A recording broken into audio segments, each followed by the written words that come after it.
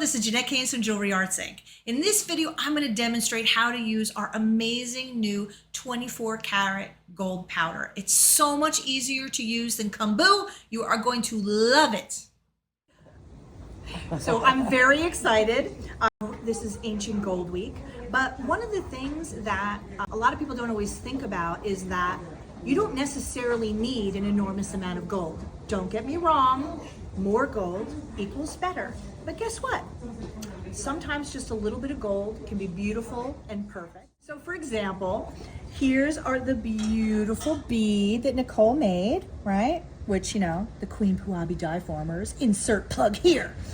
It looks really beautiful. And what she did is she then made these beautiful little arms and we soldered it on. Now what we're talking about is she was like, well, but I would like a little more gold on there, you know, and so then we were talking about the gold powder, which is, you know, amazing. This is 24 karat gold powder. This is something Amy and I have been working on quite a bit. It's twapped. Pretend you don't see that. It's basically ground super, super, super fine. So when you put it on, it's like, I'm like flipping it. Can I see how to undo it? Pretend you don't see me being a little dumb on camera. It's super, super fine. I'll show you. And of course I'm wrapping very carefully because, you know, I wouldn't want to sneeze or anything like that. Okay, so it's like almost like in a little diamond paper. Okay, so if you take a look at the powder, it's like ridiculously fine. It's like face powder, it's like baby powder, super, super fine. So the advantage of that, like for those of you who maybe have done Kuem Boo before, which is like 24 karat gold foil, and you heat the piece and it'll stick to it. But the foil is super fucking annoying to handle. You can't touch it because it just kind of like dissolves away. Cutting it is very difficult because again, like anytime you give it a dirty look, it just crumples up. And it will really only stick to a very flat surface. Now, I don't know about you guys, but most of the time I'm making jewelry, I don't want a really flat surface. I want texture, I want curves. So that's where this gold powder, I think, is like light years ahead of it. Because we can apply this with a brush and a little bit of water anywhere, any texture, upside down, wherever you want. Heat it, it'll adhere. It's so much easier to deal with and it's so much more versatile. I actually don't understand why this was not a thing, but it is now. God damn it, you will love it. So all I'm gonna do is I put it on one of our cute little stands just to have some place to hold. I'm gonna take a brush, I've got a little bit of clean water in here, and I'm gonna just dip it in. Usually what I do is I pick up a little of the gold and I kind of place it on my piece and then I add just enough water to start spreading it around. Now Nicole said, well, I don't want to really cover the whole thing. Like maybe I'm going to do veins, maybe I'm going to do highlights. So what I'm going to have her do, and this is by the way why I work on top of this very fancy paper plate here, because you see how I dropped a little piece of my gold, because it did not go on my potentially filthy bench. I can feel safe to just pick it up and put it back in place. I can put it on here and then I can just add enough water to spread it around and essentially do whatever the fuck I want. You know what I mean? I can paint it, I can spread it, and then you feel like, oh, I need more gold, pick up a little more gold, put it on there. You can apply it any way you want.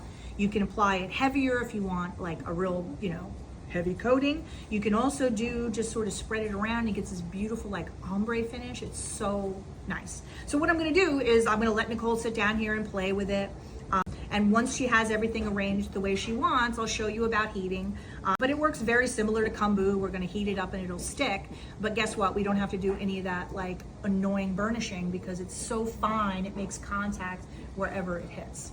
So, and you notice like, you know, high-tech machinery, I just have a little clean bowl and a little clean paintbrush and something that I'm not just like on the bench, because sometimes people, you know, are working on their bench and, you know, the person before them did like a mountain of charcoal or whatever, you know, just try to keep it a little bit clean. Okay, so I'm gonna put this over to Nicole. We're gonna let her paint and have a good time, and then once she feels like I like it, it looks good, We'll let it dry for a couple of minutes. And also, by the way, just to point out, you just need water. It's so fine that you don't need anything to help it stick. Just plain water is totally fine. Okay, so I'm gonna let Nicole do what she will, and then we'll come back when it's applied and dry, and then we'll fire it up.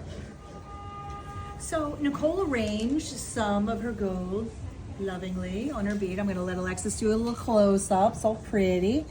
And off camera, we did have like a few questions of like, well, but if it's not enough, can I add more?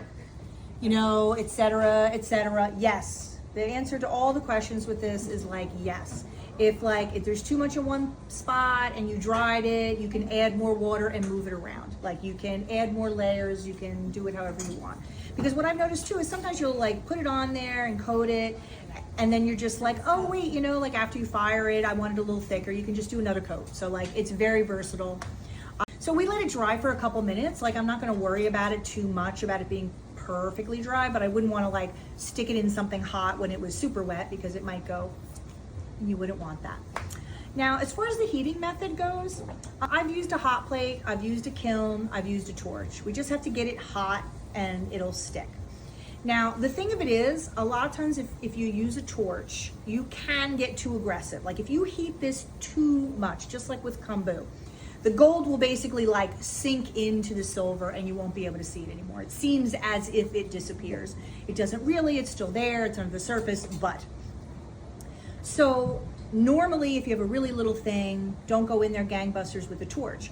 If I have something heavier, you know, might I go in there with the torch? Yes. Now let's say you do that, your gold disappears, you're full of rage. Guess what? Just apply a little more and do it again. It's not the end of the world. What I did, since I have a kiln right here, I plugged in the kiln, like so. I put it on one of our little stands. I'm gonna stick it in here, but honestly, you don't even have to put it on the stand. You can just take it and stick it right in the kiln. You know, these are the little beehive kilns that we granulate on, and you can enamel in them and whatever, so.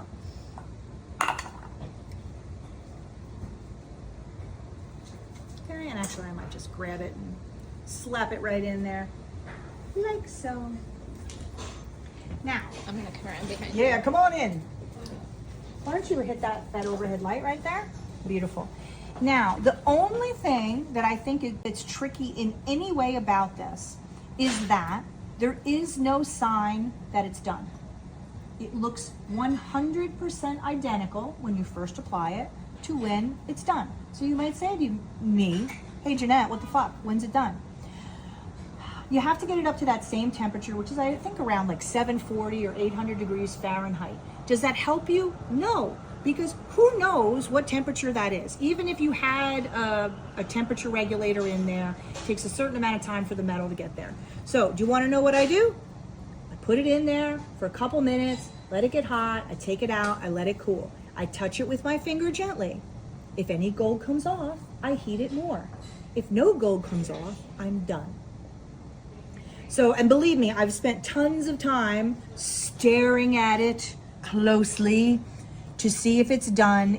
There is no visible change. There is no indicator, which I don't think I've ever done anything in jewelry making that doesn't have some kind of thing that you're looking for, but this is it. So like as I've been yakking, I'm sure a minute's gone by, I'll let another minute, I'll do a little bit more, we'll take it out, we'll let it cool, and I'm gonna touch it with my finger. So that's it, and if it's not quite done, I could heat a little more. The only time I've managed to get the gold to disappear completely was when I put it in the kiln and used the torch. Because when I experiment with things, I want to mess it up. I need to know where the line is. That's what I'm always trying to get Alexis to do. And Alexis is always like, no, I don't want to figure it out that way. I don't want to be anywhere near the line. No, I want to know where is the line. I need to cause the line and understand it. But yeah. So, but just so you know, you can always let me find the line and then let me tell you where it is. I like a little destruction, terror, and mayhem in my daily studio life. So now I'm just going to take this out. I'm gonna lay it on the table till it's cool, and then I'm just gonna touch it, okay? I'm not gonna touch it right now because it would burn my fucking fingers. And the reason that I decided to take it off the stand is I'm like, okay, that's just putting it a little bit further away from the heat. Let me just go ahead and slap it right on there. Sorry. Okay? Excuse me, sorry. Sorry, everyone. Sorry. Filming in Now that progress. we've all She's moved. like, you know what I mean? Like, get my elbows out. But you can see also how pretty that looks, by the way. You know what I mean? Like, look how nice that looks. Very pretty. It's good stuff, man. They're also doing construction in case you're hearing lots of weird banging and drilling and stuff. So that's fun, you know? So we'll reconvene in a moment or two when I can actually touch this. So as you can see, it's now cool enough that I can touch. I'm going to use the high-tech method of using my pinky, and I'm going to go boop, boop, boop, boop, boop. Look, Ma, no golds. It's done. Now, basically, if Nicole looks at that and says, that's exactly what I wanted, that's how much I want, that's it, we can flip it over and do the other side. If she looks at that and says, actually, I want more gold, then we'll put some more on. But this whole gold powder technique, to me, is like 1,000,000 miles an improvement over traditional Kuem Boo, and I really don't understand why someone didn't start doing this a long time ago. But here we are, so I think everybody's gonna love this method. So we had a couple questions off camera. So first of all, for me, I use one of these adorable little bowls, and like, that's my gold bowl. Because when the water evaporates, there's still gold in there, you know what I mean? So like for me, I'm just gonna use the same bowl because I wanna still use that gold again. And like, this is fine silver. Argentium works fine, sterling works fine. You know, we would enrich it a little bit, you know, as per normal, get a little fine silver at the surface, but it works well for any of those. So just wanna show this off. Look at how beautiful that is. Are you fucking kidding me? Insane. This makes me crazy. So beautiful. So basically, you notice that the quote unquote, you know, the 22 karat gold, I don't want to say the real gold because the other gold's real gold, but it has no copper in it to oxidize or anything. But this is oxidized a little bit. So no big deal. We're just going to put it in a pickle. Sometimes what I'll do then is I'll put it in the magnetic tumbler if I want it a little shinier, but honestly it looks very nice the way it is, so I'm gonna leave that up to Nicole, what she wants, but this is hot shit right here, you know what I'm saying? That's a technical term, by the way, hot shit. What's it gonna be? A pendant? Yeah.